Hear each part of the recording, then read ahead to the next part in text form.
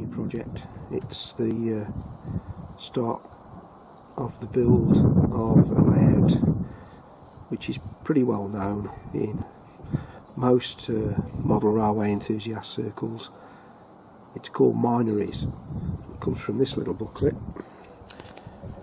60 plans for small railways. This is actually the second edition, published in the 1960s. As you can see, it costs 2 shillings and sixpence, or half a crown, or in new money, 12.5 pence. The author of these plans, and there were lots and lots of plans produced by this chap, who was also the editor of the Railway Modeller magazine, a chap called Cyril Freezer, the late Cyril Freezer that is. In the 1950s he came up with this, which is basically a folding layout. He was conscious that many places didn't have a lot of space for model railways, so he came up with this urban terminus design. Now you can see that here in this booklet. So Cyril Freezer came up with this particular design. As you can see, I think you can see this, it's a terminus, and it's set in a urban setting. There's an interesting complex of points. These are all based on small radius points. The original design was, I believe, for a tabletop TT3, 3mm of the foot railway, but I'm building it to 00, and I've just basically started the woodworking side of it, which I'll show you now. I tend to build my layouts using ply as the top surface. You can see that here. This is 9mm ply. Pretty boring looking at wood, but it's 16 inches wide. And rest with this, which is plain square edge, 18 by 44mm. The clever thing about the Minories layout was the hinges, because these were built above the level of the baseboard, as you can see here from the plan, and these hinges were then disguised by a lift-off road bridge. So one of the things you have to do is build this hinge system into your layout. So to build the hinge section, what I've done, I've got some 44 by 44 square timber, and out of that I've cut 4 units. Here's 2 of the units on this side of the baseboard, and the other 2 are over there. These are 3.5 inches in height. Now, to make that a usable hinge section, you need the sections to form the bridge. So I've got 2 of those. That's made out of some strip wood, which is 44. The width of those 3.5 inch piers that I've just showed you by 10mm. So this is what they look like. So here we have the 2 strips. As you can see, they're fitted to the 3.5 inch piers. Hinges are here and here. Each hinge is a standard steel hinge, 63mm in size. At the moment I have the baseboard resting on an outdoor table, a garden table, so it is supported. I will be doing some legs for it. Haven't quite decided what type of leg I'm going for yet, but here's a demonstration of how it hinges over. Okay, so we're just lifting this part over, putting it down. Here you can see the 2 pillars, the 3.5 inch pillars at this end. The hinge, it's the other hinge, and remaining pillars. So yeah, that's the start. I'll just move it back and you can see it unfold as well.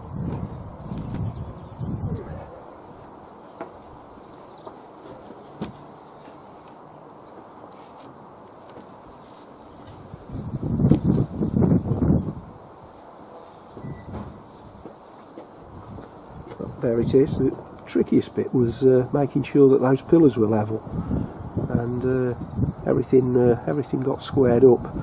But a little bit of time and effort. It's looking quite reasonable. It's level there and there, and that will all be hidden by a road bridge.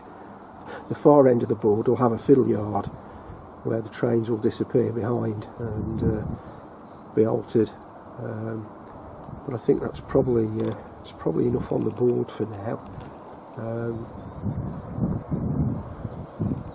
Thanks very much for watching.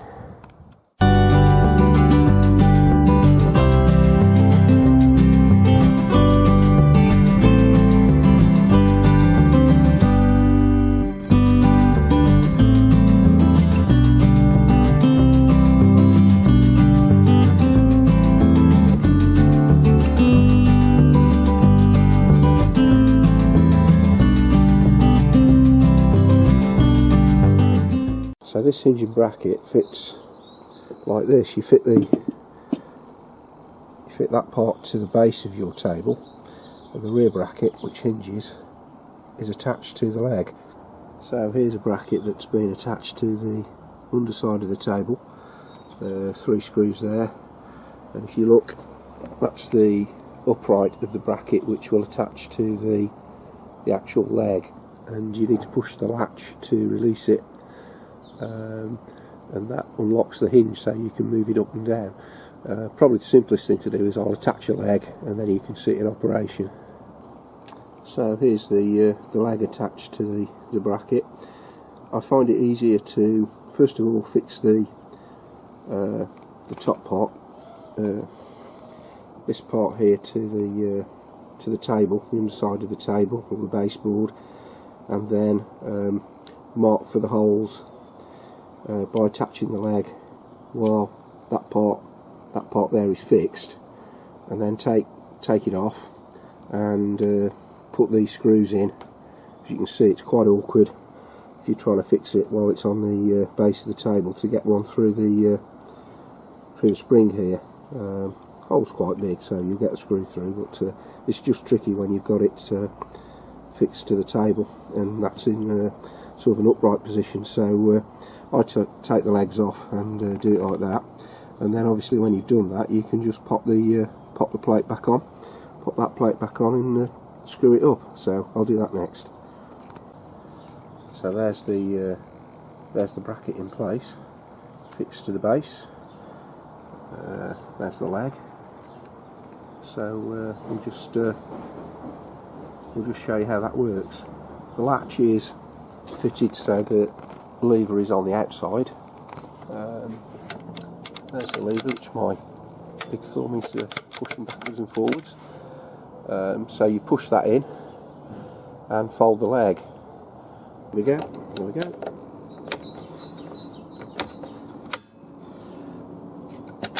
Just do that again. Latch is locked there. Push the latch in. Drop it down. There we go. The latch is locked. Push that in. Locks up. So there you have the folding leg mechanism. But yeah, what a great invention, and I'll give you the details at the end of the video.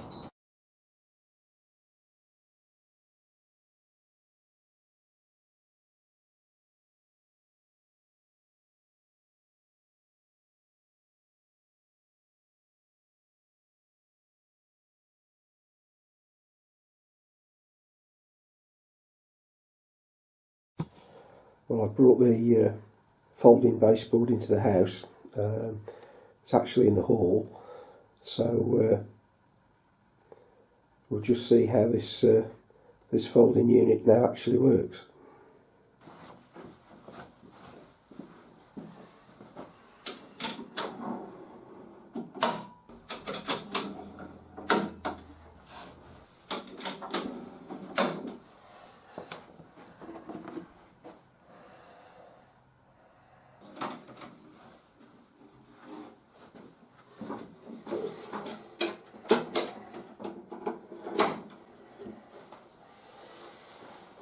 So this is the Minories baseboard, legs all fitted,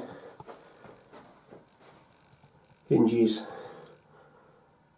on what will support the road bridge. The only part to complete is the fiddle yard, which will sort of extend out from here, fit round here. Here is the fiddle yard. I've made it narrower than the baseboard because it's only got to take a couple of tracks. So when that's all assembled, that will just fit on the end there.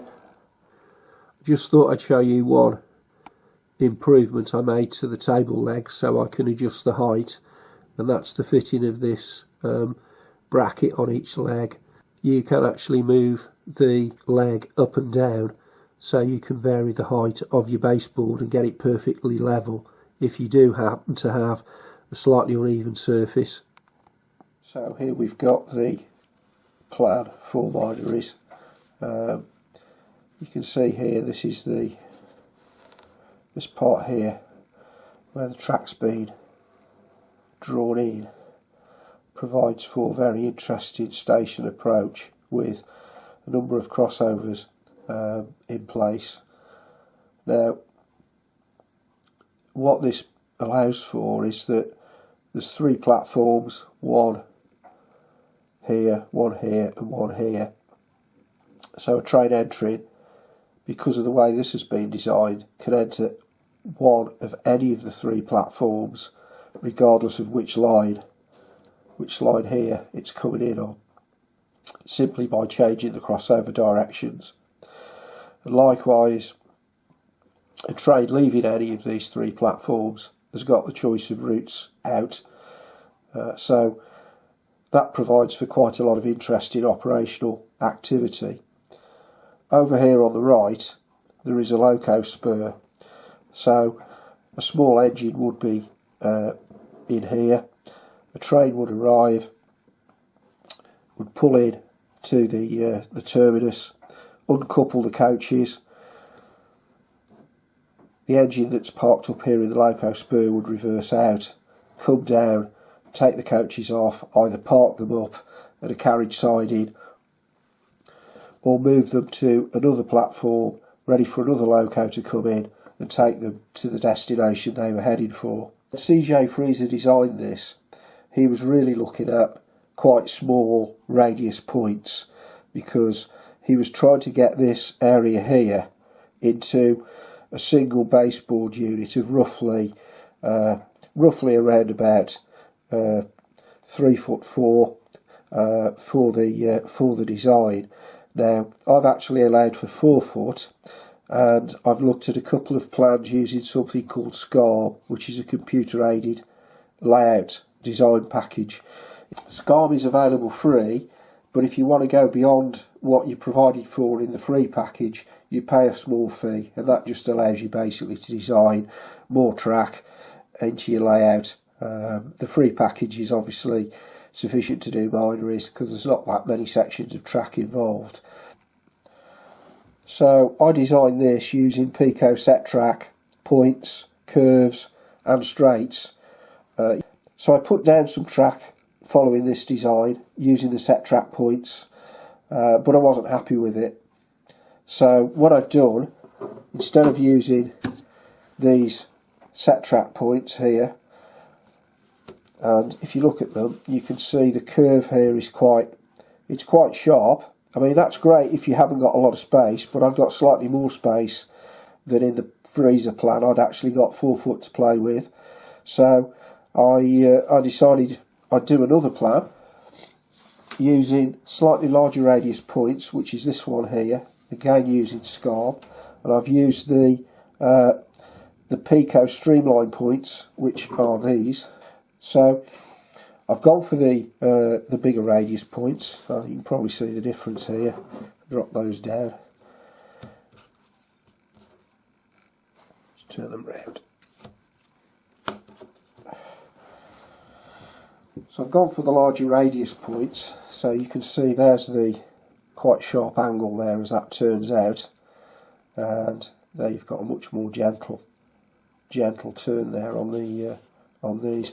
Now I've had to go for the small point in the streamline range. I know people tend to prefer using medium or large points, but quite frankly I haven't got the room really to put that in where I want, so I've gone for these, and they look fine, they look okay. And bearing in mind it's a small tank engine type layout, the tank engines look quite reasonable crossing on the smaller points. You can see I've laid some track for the approach to Minories. It's the complex of point work in place. Apologies for the wiring spaghetti, but this is just here for test purposes, so I can check that all the connections are okay and that everything works properly when I put a train across the track work. Using the scarm plan indicated a piece of flexible track was needed. One of the advantages from scarm is that when you put in on your track plan on the computer a section of flexible track, you can find out the length that you need to cut. That was basically the length that I needed to cut, and that's the length that scarm gave me, the outside rail here. I think it came to something like 226mm or thereabouts, but scarm does give you a precise measurement, and then it was just a simple task then to put the cutter on the inside rail. That will look slightly more smooth when I've laid the track. There'll be a little bit more of a curve on it, but for now it's there for test purposes. For operating Minories I'm using a DCC setup. Let's give this loco a test run down to the loco spur, which is just down there. So here we go. What I do like about DCC is that it does give you some great slow speed control over locomotives. Well, heading towards the loco spur.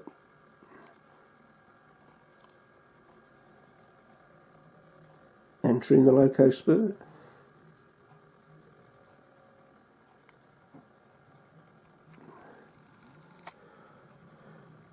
I'll bring that to a stop. Change the direction, bring it out.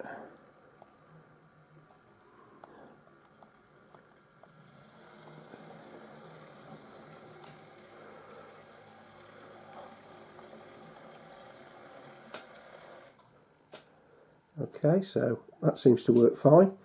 And we'll try another route, send it into one of the tracks which will be next to one of the platforms when they're all done. So off we go.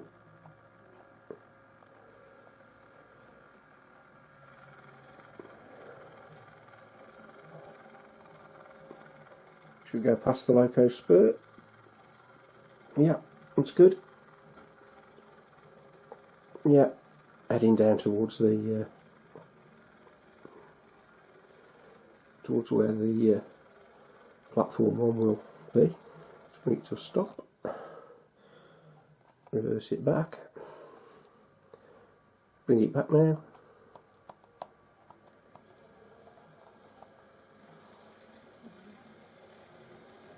Must admit this loco is running very smoothly.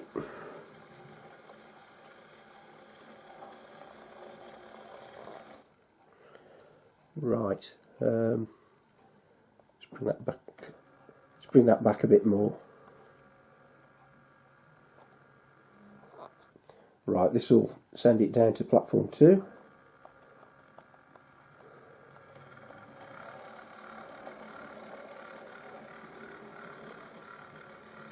Over the points. I'm slowing it down slightly. Yeah, that's running well. Bring it to a stop. And reverse her out.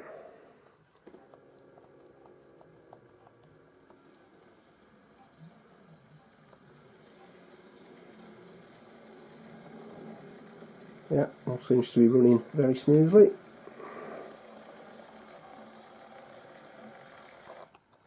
Okay, we'll send it down to platform 3.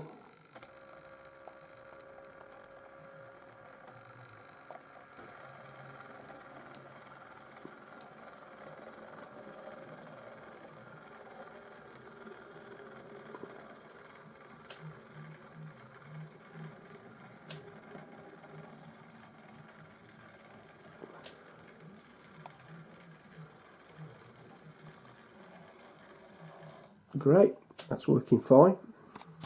Okay, we'll just reverse that back down to this side in here. Let's see if that's going to work. Into reverse.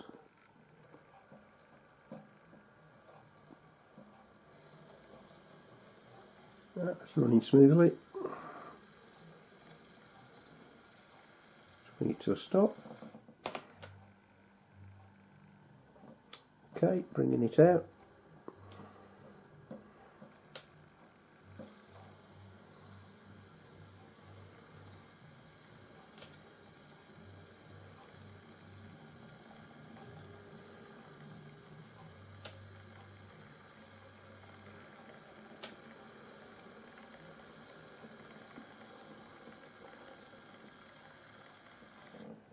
Now we'll just send it through the point work to check everything's okay. Off we go.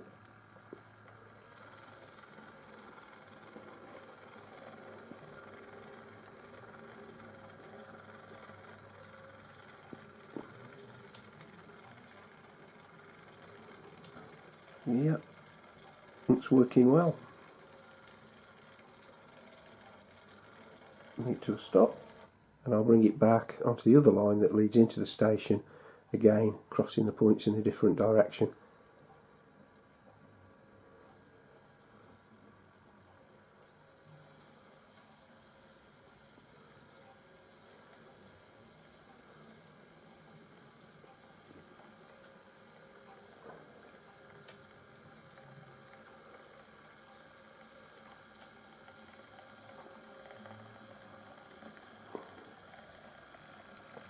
Stop. Right, that all seems to have gone well. So all that remains now, amongst many other things to do, is to get this spaghetti all tidied up. But before I do that, I'm going to have to get the baseboard covered in some cork, so the track can be based on that. But yeah, I'm happy with that. All the wiring seems to be in order, and Loco seems to be comfortable with it all.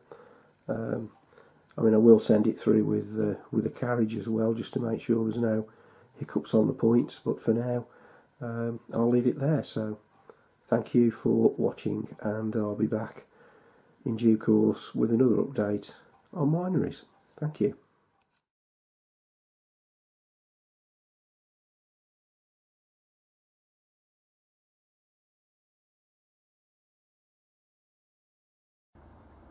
Well, here's a brief update on Minories. The main news is that it's had to be moved out of the bedroom. We need it at the moment, so Minories has been transferred down to the garden shed, and I've had to take the legs off and make a bit more of a permanent arrangement for it. But what I've actually been doing is making these retaining walls that run all the way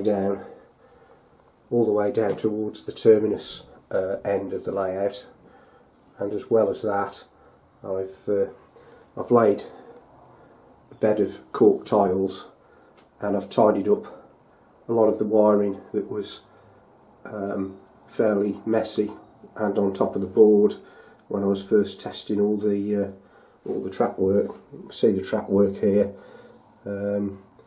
soldered wires to rail joiners, and then just drop them down to the bus wire that goes to the DCC unit.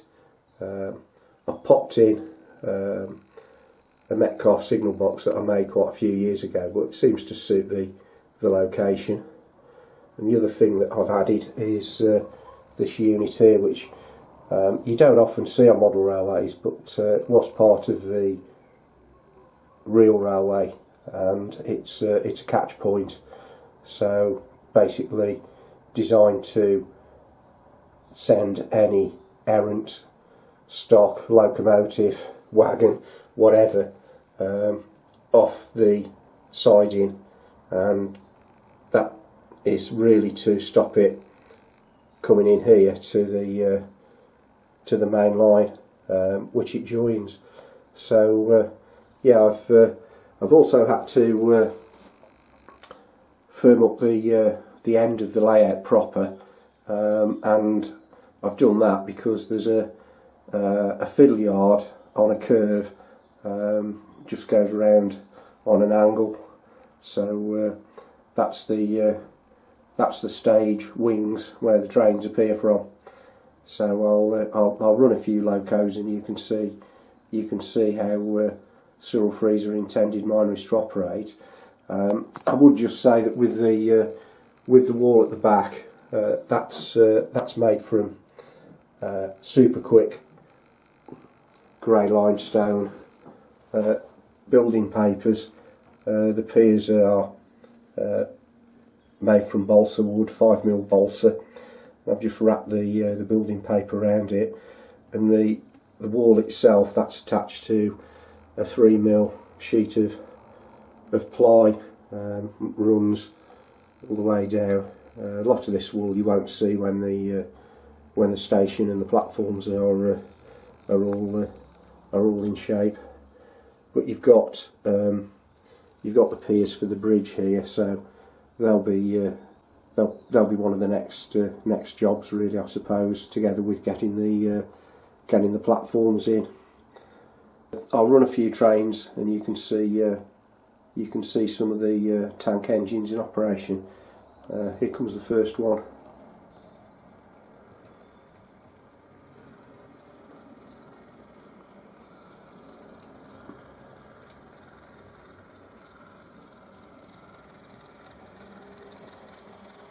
It's the LNER tank engine, the M2 in BR colours, pulling some nice Gresley teak coaches into the station.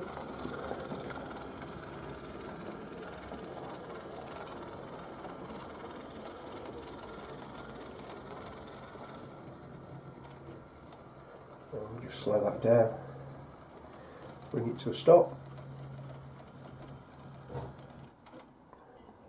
It's a close-up view of the current Hornby model. I do think these Hornby teak coaches are rather good.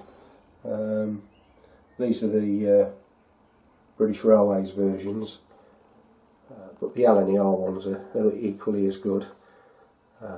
Really are a great impression of the varnished teak that these coaches were actually made from. Right, going to bring out the next passenger train, hauled by a tank engine, and this time we're looking at an IVAC design that's bringing in a couple of lightly weathered suburban coaches across the point work quite smoothly, and coming down to line up alongside the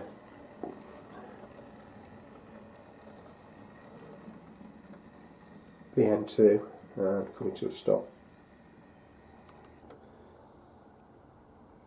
One of the things Cyril Freezer had in mind when he designed the layout was that it was quite narrow, and that means that all this point work here can be operated close to the baseboard by hand, or I think in the case of Minories, I think the original design was to actually have some rodding that operated the points, which would again be quite a short short mechanical system, and that would sort of come out here along the front of the baseboard, so the operator could access it really easily.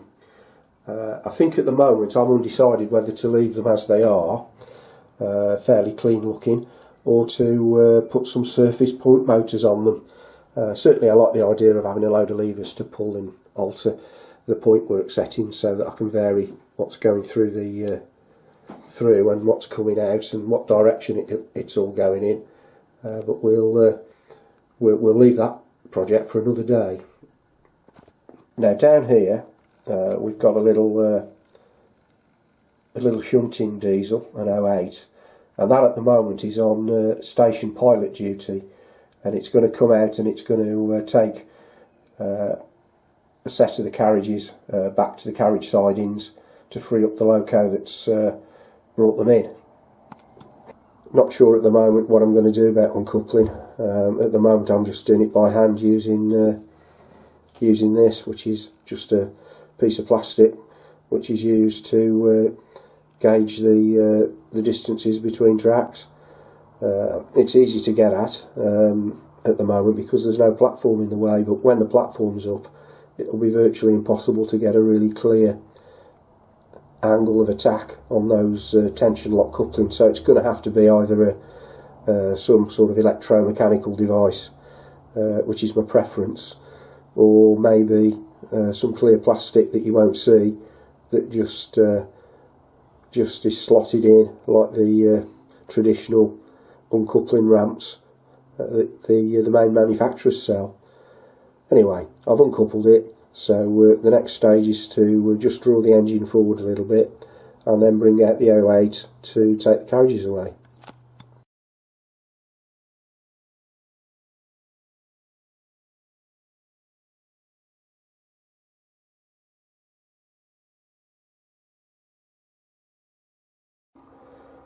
This is the Bachmann 08, and it can move at a real creep. As you can see here, it's slowly, very slowly coming out. Just putting a bit more on it to get it into the point work, ready to go down and couple up to the coaches.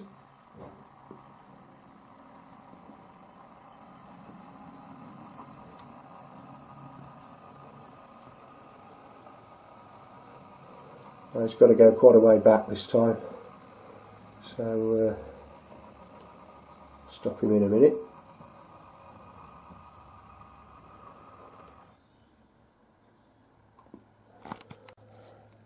Hand of God coming in to alter these points, so it's going to send him down here to keep that straight, yeah.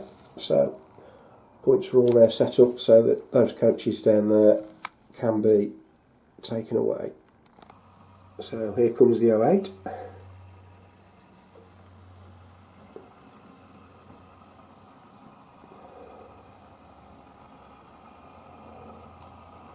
This one's lightly weathered as well. I think it adds to the realism, even though it's a toy. Ultimately, it gives it a little bit of individuality. He's just going to stop in a minute. Okay, let's bring him into couple up with the carriages. Okay, it's all coupled up, so we'll take that out of the station.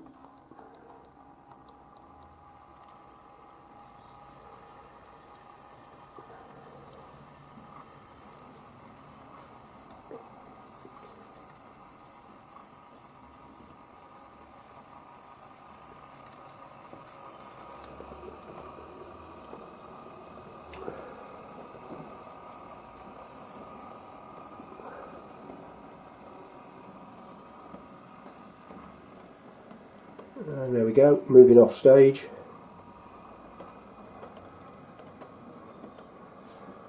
And the actual staging area is, as you can see, I've got a couple of fairly tight second radius curves, bringing the track out. to the fiddle yard. I'll probably extend this fiddle yard by about a foot or so just to give me a little bit more flexibility in operating.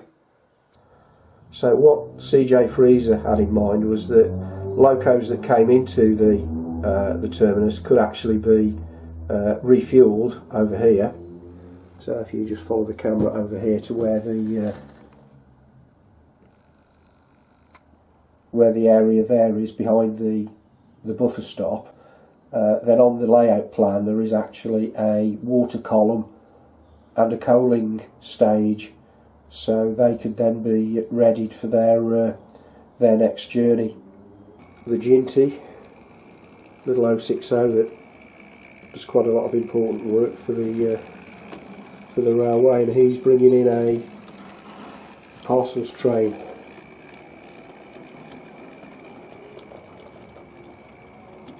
Just taking that down to the parcels depot at the end there.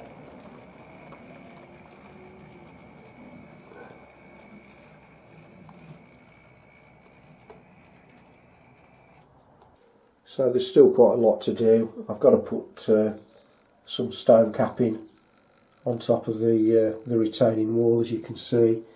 It's just plain at the moment. Round here that's got to be transformed into a small sort of loco servicing depot with a water crane and a coal stage. Then we've got the piers here, and over here where there'll be a bridge which I've got to build to give the full Minories effect. And then of course we've got all the work to do over here on platforms. Got to go in along there, another one's got to go in down here. They're fairly long. They're actually going to come out somewhere where these curves are on the approach, so they'll be fun to build. And then right at the very far end, we've got some pictures on the wall. Oh, that's a great picture, that. And then just round here, disappearing away from that picture, we've got an area where the terminus building's going to go. Now the idea is that this will obviously be platform with access to an upper level, so there'll be some sort of footbridge with steps coming down round here to the platform areas, and then up here we can see the knotty wood. There'll be a station building, and probably, if I can squeeze it in, there'll be a little road, maybe a parking area at the back of it. So access is actually from street level up here down to where the platform will be here, with the platforms running alongside the tracks where the locos are standing. So all that to do, which will take some time, but I will update again once I've made a little bit more progress on the layout. So once again, thank you for watching. That's a further update on Minories, and we're just here looking at the bridge section that lifts off on the layout. These are Cyril Freezer's drawings of the bridge itself, and I've just spent a few hours building the bridge. So let's have a look at what it looks like at this stage. You can see these are the two support columns at one side by the retaining wall, and the others are over here by the edge of the baseboard. I decided I didn't really want to cover those with any sort of brick effect, so I've decided to build some piers that will slot over the tops of the two sides of these. Just go over here and see there's one here that I've made already. It's just going off. It's the wood glue that's drying off, but I've just made that out of ply. So basically what that does, bring it over, it just fits, as you can see. There's the section, so that can just slide onto there like that. So I looked at different effects and I decided that an engineering brick was probably going to be the best effect. So I've got some Metcalf engineering blue brick, which is on this this brick paper here, and I've already made one of the I've already completed one, and you can see it's looking okay. So I've just got the other one to do now. Both piers are now completed with the engineering brick paper, so I've now got to think about how I'm going to do the span that will form the bridge across Minories. And then I've built the bridge. I mean, I've used some thin pieces of ply and a slightly thicker section for the road bed, and then I've started to make the plate girders that the bridge looks as if it was built from in the illustrations that Cyril Freezer did, and I've been building those up using pieces of plastruck strips. So I've got a couple of different sizes. We've got a square section which is looks like it's 2mm square, and then I've got some slightly thinner strips which I think are probably about 2 by 1. So I've been making the plate girder sections just by sticking the strips of plastruct to the ply wood sides. I've done this one side, I've completed that today, and I've just attached it using PVA. Fitted the capping to the retaining wall, just basically a thin strip of balsa painted, and then I've lined the edges of the capping stones with pencil. You can see I've completed painting the sides on the road bridge. Plate girders have been done in a matte green. It's an acrylic paint that's sprayed on, produced by Humbrol. So you can see the road bridge now, and that simply will lift off, and the pillars at either side can also be lifted away, so it's quite easy to take down. These are the capping stones on the retaining wall that will run along the side of the terminus. The area underneath the road bridge, I'm just going to point to that, which is round here. The platform actually goes sort of under there and slightly beyond it, and there's another support there for the road bridge. I think in CJ Freezer's illustration there is actually another brick pier, but I think I might try something a little bit different and put a couple of steel pillars up there to just add a little bit of variation to the scene.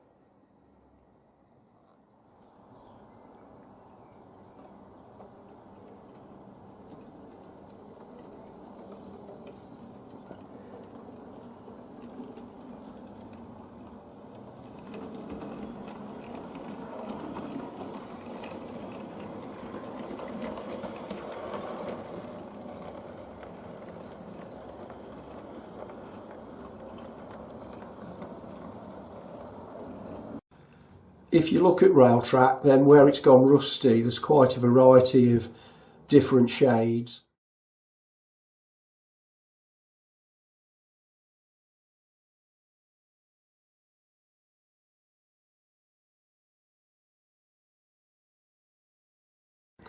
And I really want to try and reproduce that on the model railway track. The next stage is to paint the rail sides, and I'm using a Humbrol acrylic paint.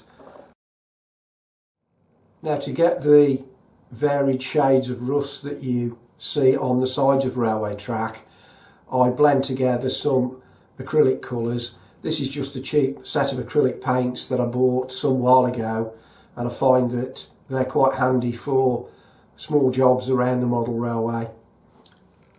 The colours I'm using to do the variations of rust are Starry, starry night,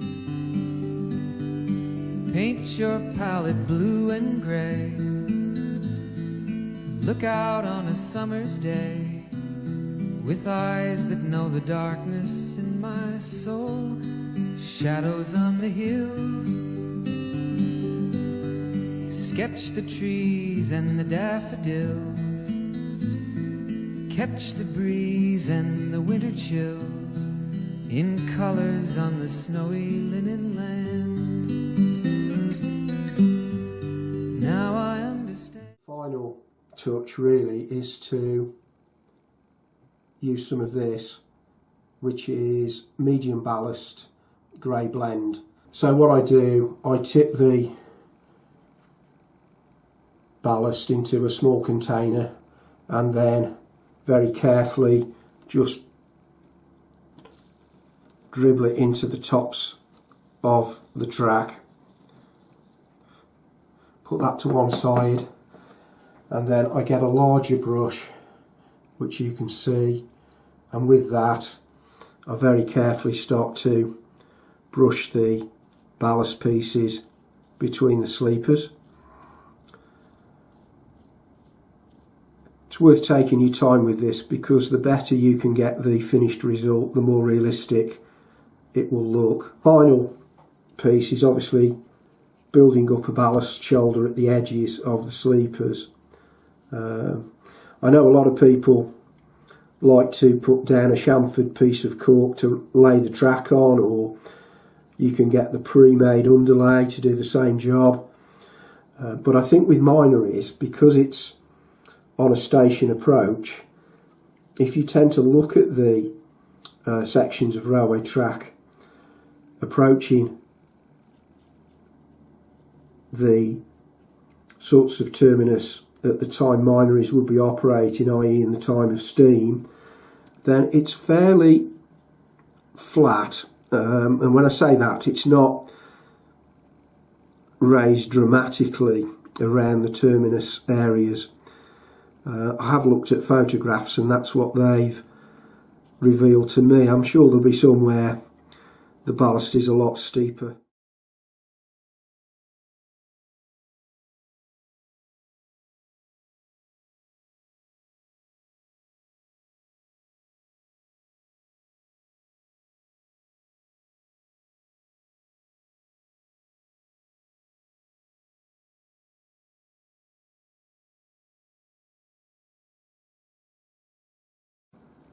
There we go. Carefully sweeping it so it has an even look to it. We're sort of looking at the track that I've just done, and if I come down here, you'll see here's one of the points that I've painted the rail sides. It's important to keep the rail tops clean so the locos will run smoothly, and equally it's important that when you're painting the rails around this area where the switch is on the points, that is kept clean.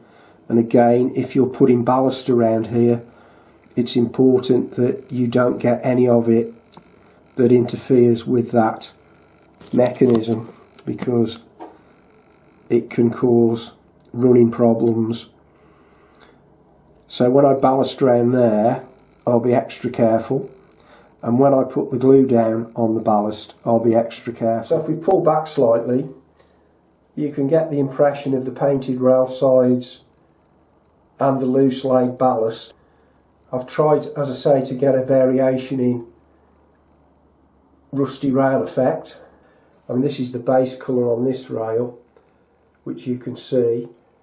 And if I go over here, You can see how that base colour's been improved by mixing some of the acrylic paints and just running those over it to give a variation in the colours. I've now completed the ballasting at the approach to Minories. All this ballast is just loosely laid at the moment. Now before I fix it down with this is a mix of half water, half PVA glue and a few drops of detergent to break up the surface tension on the water. Before I do all that, I've made sure that I've run a loco through all the point work, checked all the switches are working, all the power's there, made sure I've got the rail tops clean, and now I'm happy it's ready to be glued down in place. I applied the glue using a teaspoon. I have used syringes in the past, but I think I've got slightly better control over the spoon than the syringe, so that's the reason for using one of these. I find these are quite useful. It's a takeaway container, so I use these to put my mix of glue, water and detergent. It's somewhat messy at the moment, but the PVA and the water mix will dry clear, so you won't really see it. Tops of the rails will need another wipe down, but it's fairly easy to do with a cloth or a track rubber.